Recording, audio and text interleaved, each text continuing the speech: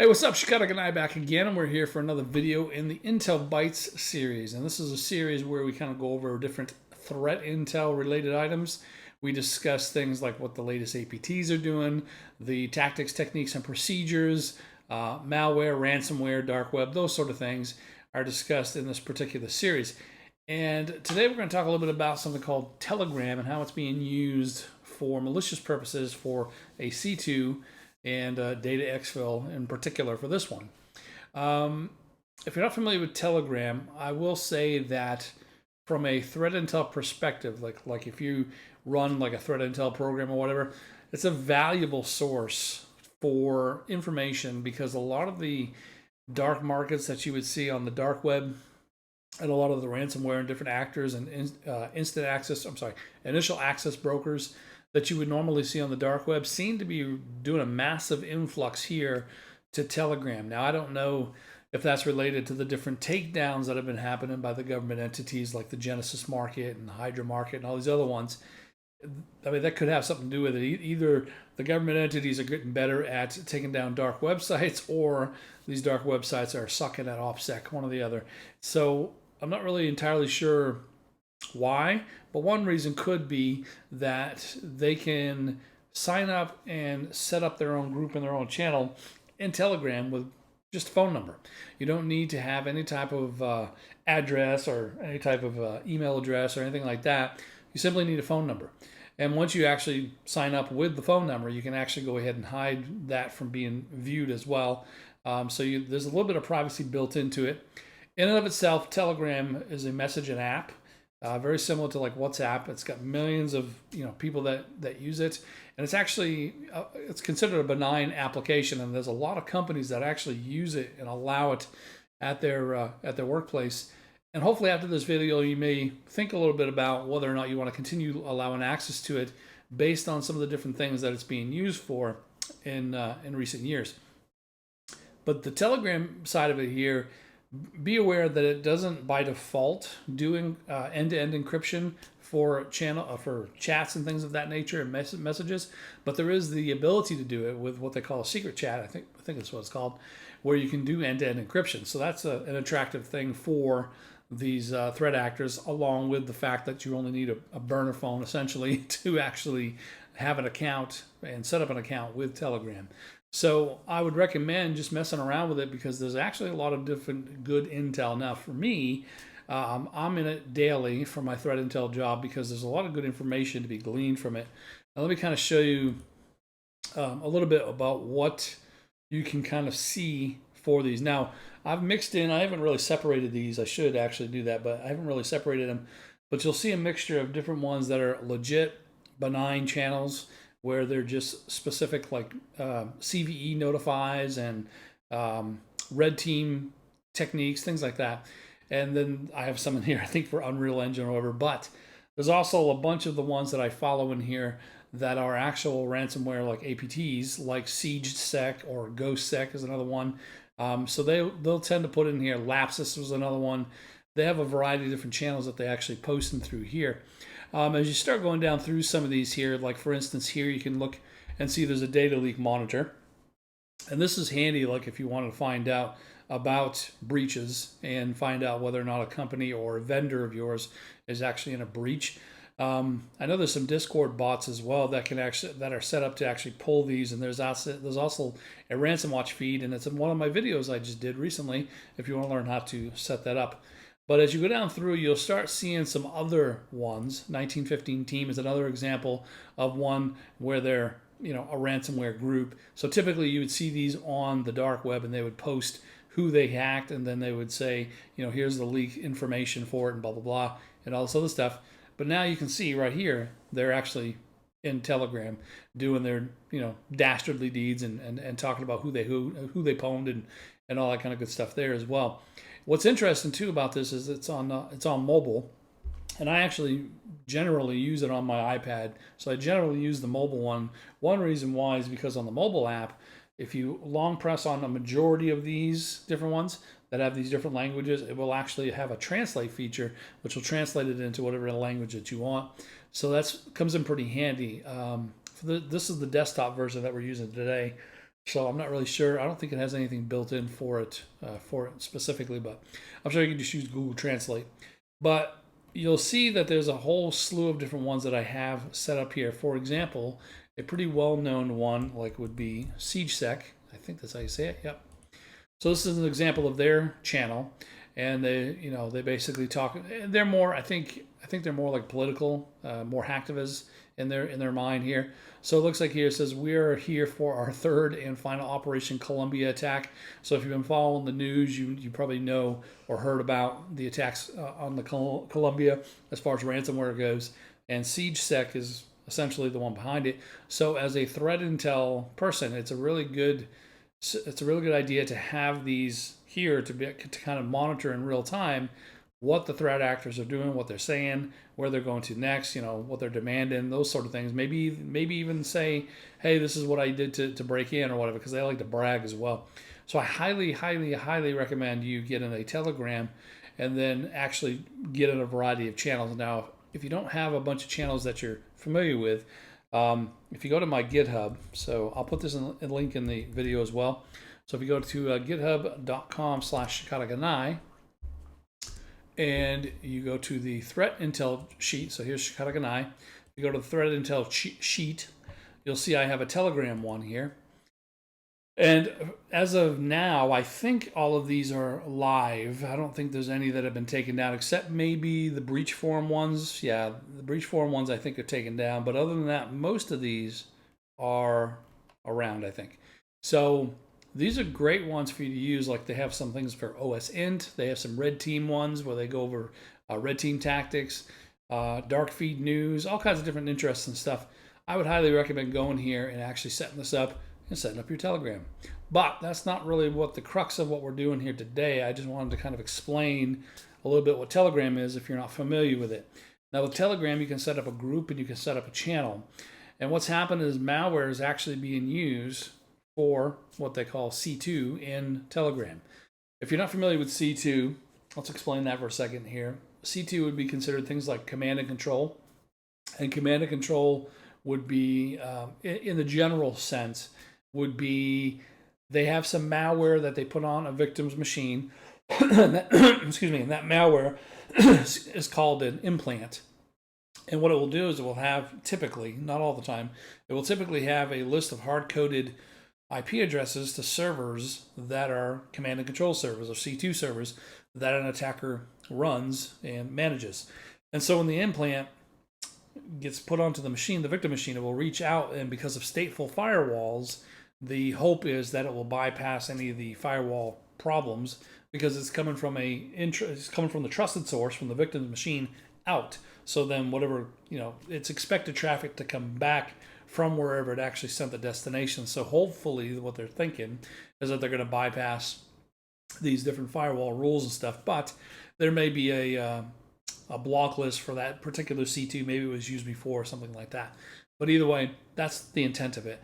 And then once it's connected, they issue a variety of commands from their C2 server for that implant to start doing things like gathering information, or maybe trying to get kernel level access and then find and kill all the EDR processes, things like that.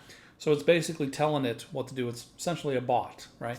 And that's what they would call a C2 generally. Now, there's other specific things in the C2, such as data exfil.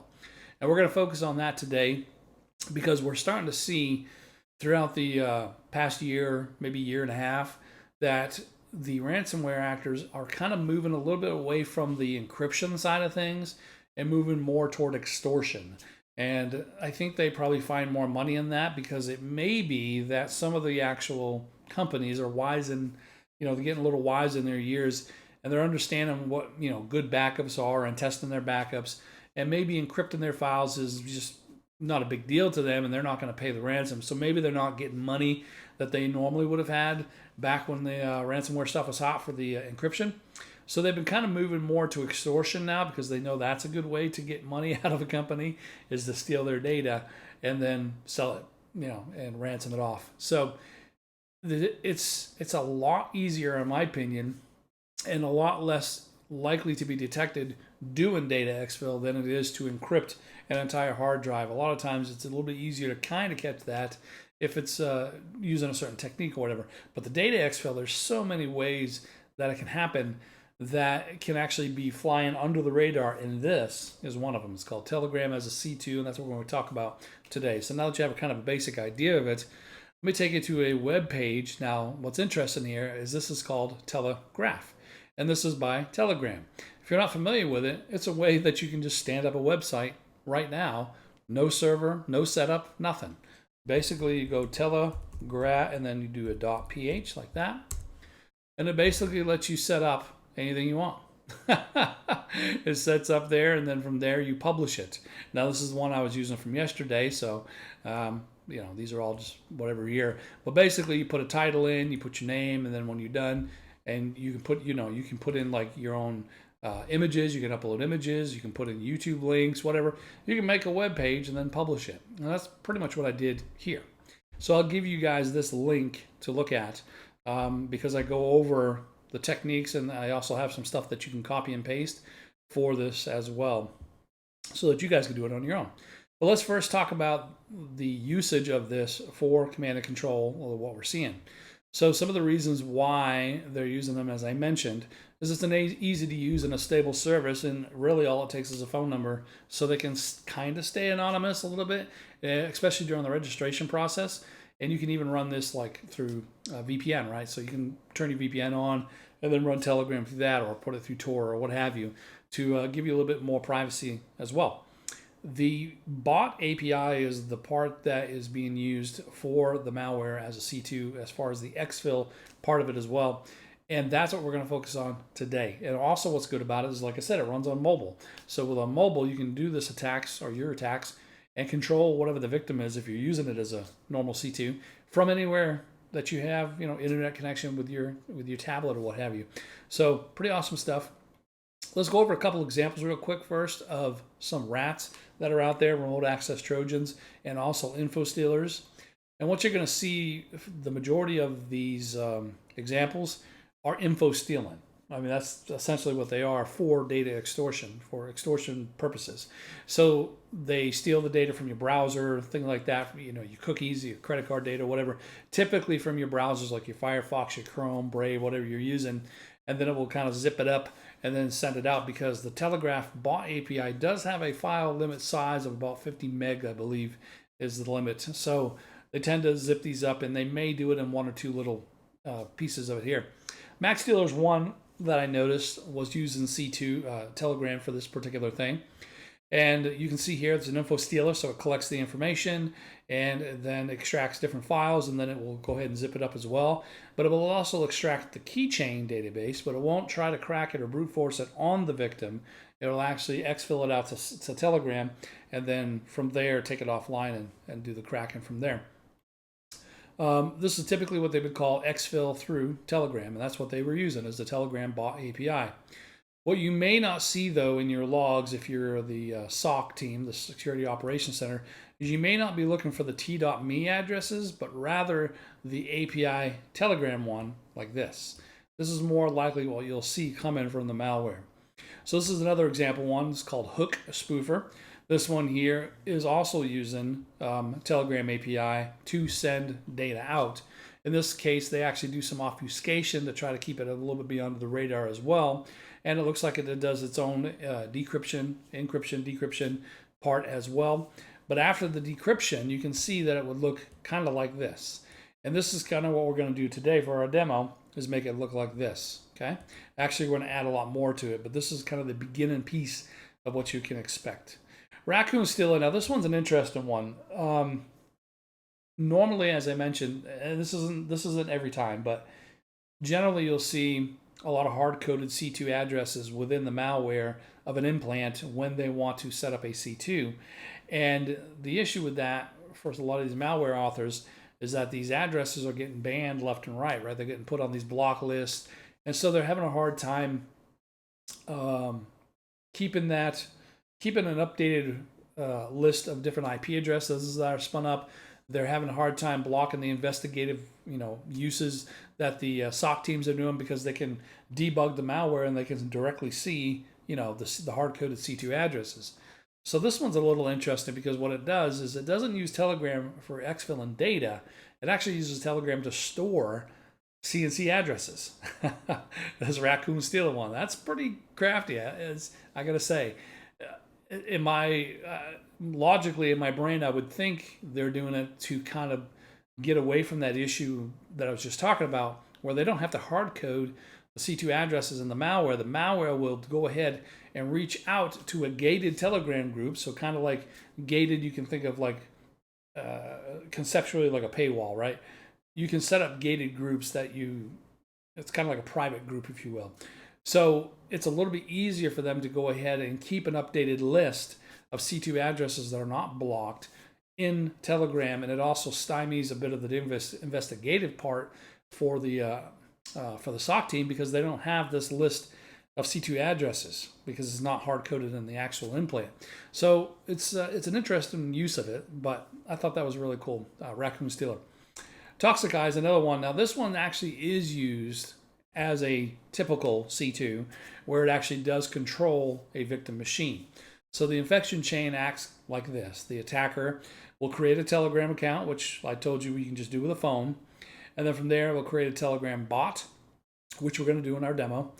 And then insert this bot token into a malicious source code, which will also show you the bot token. Deploy the malicious sample through probably mouse spam, like a phishing attempt or whatever. And then when the user opens it up, the bot then connects to the user device, the bot connects the user device to the actual group, the Telegram group or channel that the actual threat actor is running. And then from there, they're able to issue commands. Now, I'll give you an example. So if I come back here to Telegram, and we're going to do this, we're going to actually communicate with the bot father, and that is to create an actual account. So we'll get into this in a minute, but I want to show you kind of what I'm talking about here. So you can see here, there's some actual commands that can be run for this bot. So, new bot will make a new bot, different things like that. So the similar concept for the bot father group channel, as it were, is also kind of what's going on here, but these are custom commands.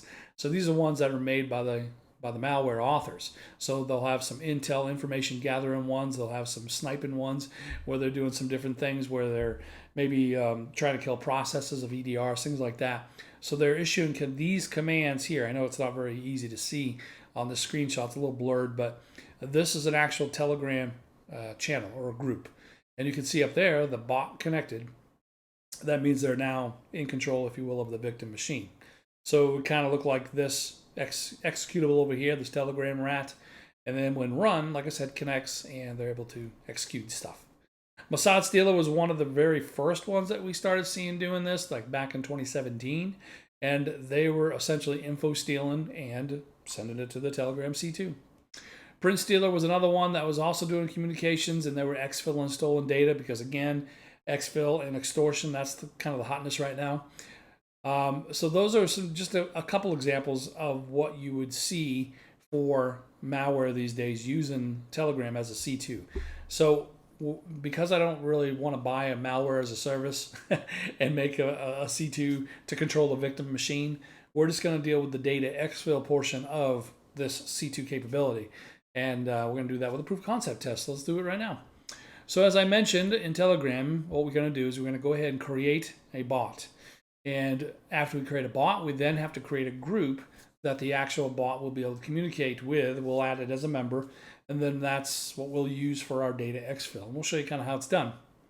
All right, so here's my bot father. By the way, that's what you do is you go up here to the search, and you search for bot father.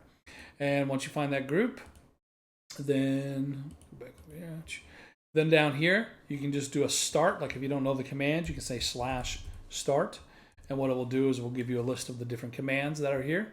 So in my case, I have new bot, so we'll use that. So we'll say /new bot, hit enter. It will then ask, all right, give us a name. So I've already done a bunch of different ones, so I'm just going to stick with similar ones. I'll say Chuck Norris, will do 2 O's. And I'll say number 2 because I've already made one, so I want to make a second one. So I'm going to go ahead and hit enter. It's going to say, good, now let's use a username. Typically what you'll see is they'll use the same name for the bot, but they'll say underscore bot after it. So that's what we're going to do here.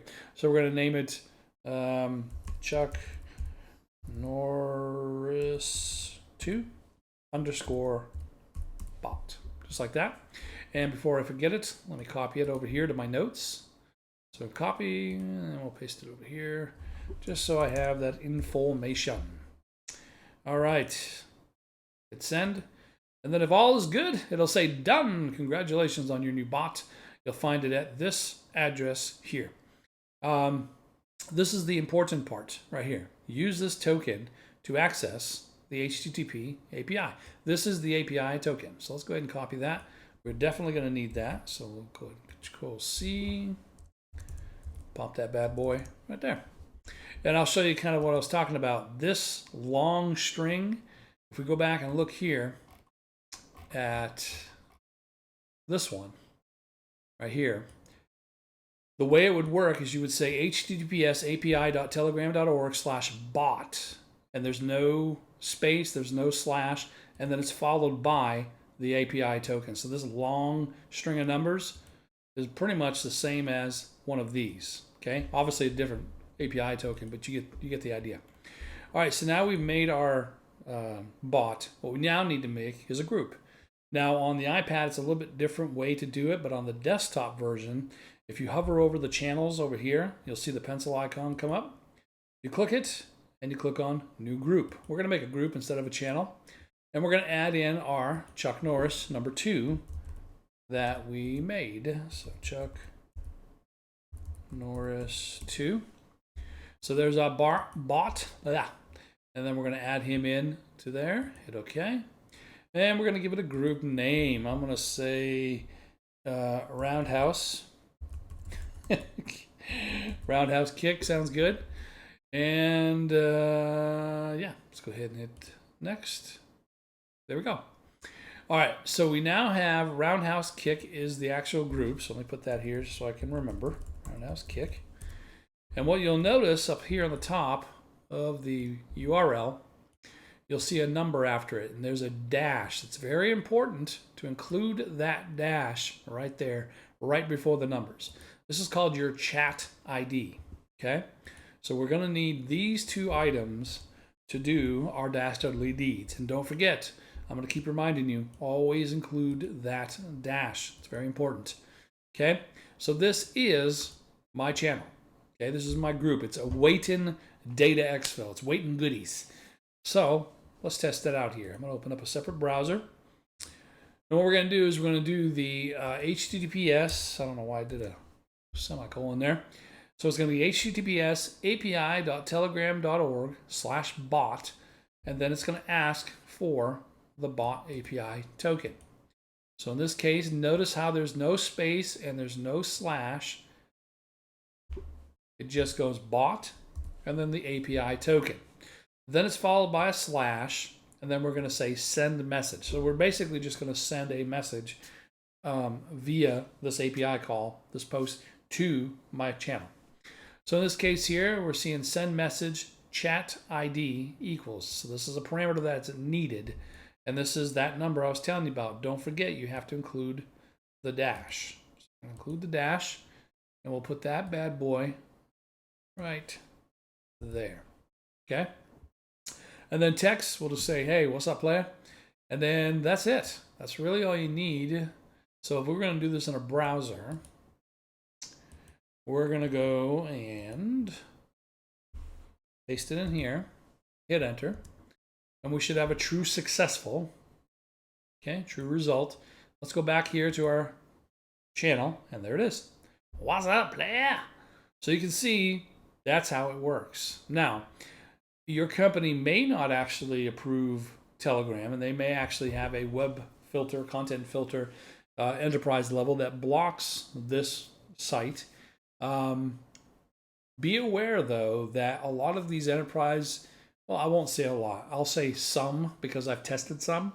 There's some enterprise level content web filters that will have no problem blocking access to things that are in a browser, But when it comes to command line, based on where they're at in the TCP stack, they don't seem to really do very well detecting those or blocking those. So you could essentially use, like for instance, if your workplace blocks these addresses here with whatever you're using, you could bring up command prompt, like if you're on Windows, because with the newer versions of Windows, you have curl installed by default. Okay, so you could use curl to do pretty much the same thing and likely get around the actual web content filter that you have at your company. Now, I'm not saying you should be finding ways to do it, but as a threat intel person, you should know that this is a way that they can get around it. So let's go ahead and do that. We're going to set it up with a curl command. For this, you have to do a multi-part form data for this particular one. So we're going to do the exact same technique of sending a message, and then we're going to attempt sending a document. All right, so here we got curl TACX, and that is for whatever HTTP method we're using here. In this case, we're doing a post, and it's doing a content type multi-part. This TACH is for a header that we're setting. TACF, you notice each one of these data fields are going to be separated by this TAC capital F. So the first field it's going to ask for is the chat ID. All right, so let's go ahead and put our chat ID in. Right there. And then from there, it's going to ask for text. In this case, I'm just going to say yet another message player. And then it's going to go ahead and notice the quotations here. HTTPS API Telegram bot, and again, we need our API token. So let's grab that real quick. And we'll pop that bad boy right there. All right, and then /send message. And the message in this case would be whatever you have in this text field. So think about it being that you could send pretty much any kind of message you want, like sensitive data, in this particular one here. And there's a lot of the malware authors that also go ahead and do obfuscation as well to kind of keep it out of the eye of the detector. So let's go ahead and paste that bad boy up in here in our curl. Hit enter, and if all goes well, we should get a true result right there. And let's go back and look at our channel. And there it is, yet another message player. Okay, so that's kind of how that works. And some malware could, like if you're doing investigative purposes, maybe look for that, because there may be some malware that will actually hard code the actual, because one thing they will need is the Telegram API token and the chat ID. So that's an artifact you can look for in your investigation, as opposed to like the C2 IP addresses and things like that. Because if they're not using a proxy, this is another hint for you from a SOC perspective, is that it's always going to go to the one single IP address, which is the IP address for Telegram, api.telegram.org. So that's one thing that you can use to determine if any of that activity is happening, is if anything's happening on that particular IP address, make a rule for it, what have you. But they don't have to necessarily use curl, all right? They can make a direct API call. They could use PowerShell, what have you. We're using curl in this case because it's just built in already on Windows, so it's easy to do. I'm just showing you that there are some web content filter programs, enterprise level, that won't block this, and they won't even detect it. Now, hopefully your EDR or something, a SIM or whatever you're using is actually detecting and logging this traffic. Now, whether or not they flag it is another story, because this is benign. And there is a lot of companies that use Telegram legitimately, and it is an approved software at the company. I would probably rethink that and see if there's a better alternative, but do be aware that, don't move to Discord, because Discord, they use Discord for the same way. They use the Discord API for the same sort of technique and tactic here. But just be aware of it, at least. So you can at least set up rules, I guess, to detect this sort of activity. But let's get on to another one here. Let's try to send a file instead. And there is a 50 meg limit, so I'll keep the file small. So what I've done here is I've made a document here called Chucky. Giraffes exist because Chuck Norris uppercutted a horse. Love it. Love it. All right, so close that out. So I've got this chucky.txt, and it's at this location here, OneDrive documents, check it out, TXT, right? So I think I have that already here. Let's take a look here. Okay, so we're going to use the curl command again. Okay, multi-part form data. All right, so we need to change the chat ID. Let's do that. Now this didn't work for me last time, so hopefully it does. If not, we'll look at a different channel that I have for this. Actually, before I do that, let me, just in case it don't work, I'm going to use it again. So I'm going to use the other channel, but we'll see what happens. Hopefully it'll work if the demo gods are on my side today. All right, so let's go ahead and pop that bad boy in there. So here you're going to see I'm looking for a document this time instead of a text. And this @ symbol, keep that there. Then there is a quotation, and then whatever the actual location of the file that's locally on your machine. In this case, this is correct. And then here, there's the bot again. So let's go ahead and put our bot API token here. And let's do it right there. All right, so we got our bot, and then here we got send document. So we're hoping that it sends chucky.txt over there. If it doesn't, then we'll do the other one and look at my other channel, because I can't remember if you have to set the group to be public or private. I can't remember, but let's try it. Let's see what happens. Paste it in, and boom, look at that. True result, excellent. Let's go take a look and see, and looky there. There's my document. Click on it, and you can see, yes, I can download it. Good stuff, man, good stuff. And there it is. Jurassic exists because Chuck Norris uppercutted a horse. So this is how they would exfil documents then out of your company, as they could do it in this manner here. Now again, they don't have to use curl, they can use whatever. But the things that you need to be aware of and be looking for and possibly setting up rules for is this sort of content here, like this. Because if you don't use Telegram at your workplace and it's not approved, this would be anomalous traffic. For sure, this would be an anomalous request. So if you do use it, well, I would say that you would have to set up rules and then determine maybe manual review. I don't know if that's possible or if that's too much, but you need to be aware that this is what a lot of this malware is trying to use. Now, if you start trying to block at maybe the IP address, be aware that there is actually some of the threat actors that will do a proxy, because you can set it up to proxy as well, because there's a lot of countries that, you know, are suppressive as far as like suppressing speech, and they don't allow access to, or they block, like at the country firewall, they block access to Telegram.org. So what the people will do is they'll do a like create a Python script or something to do a proxy first, and then from the proxy connect them to api.telegram.org. So just be aware that, yeah, you could kind of look and block or watch based on the IP address of telegram.api.telegram.org, but be aware that they could also use proxy addresses to do that as well. Another thing I've seen as well in my research is that they'll also do where they'll exfil the data to a Telegram group, but then from there, they'll actually proxy it from there, or forward it, if you will, to their real C2 server. So they're using Telegram as kind of the middle, in between, the middle proxy, if you will.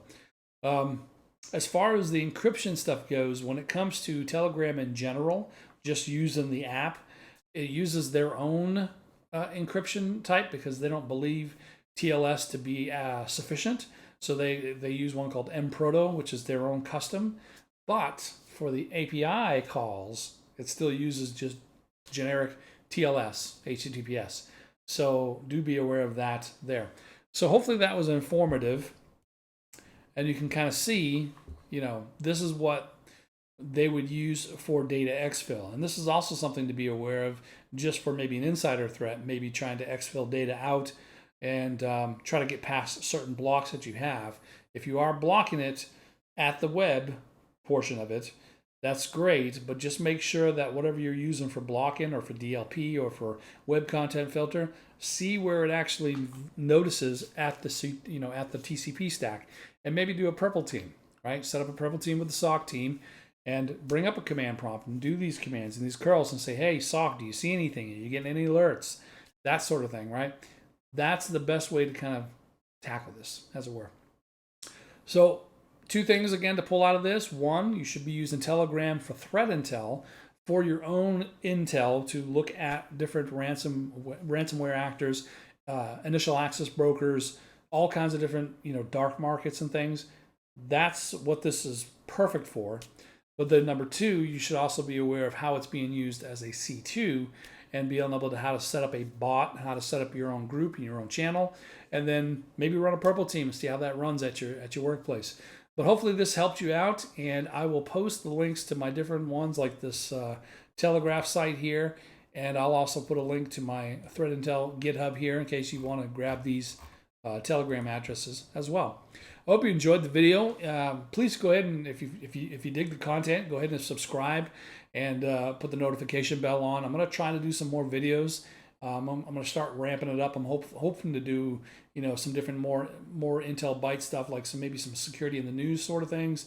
But I hope you find these videos informative. And if you dig it, give me a comment. Tell me what you think of it. If it sucks, let me know. If it's great, let me know. Either way, join up with the channel here, and we will check you next time. So until next time, peace out, players.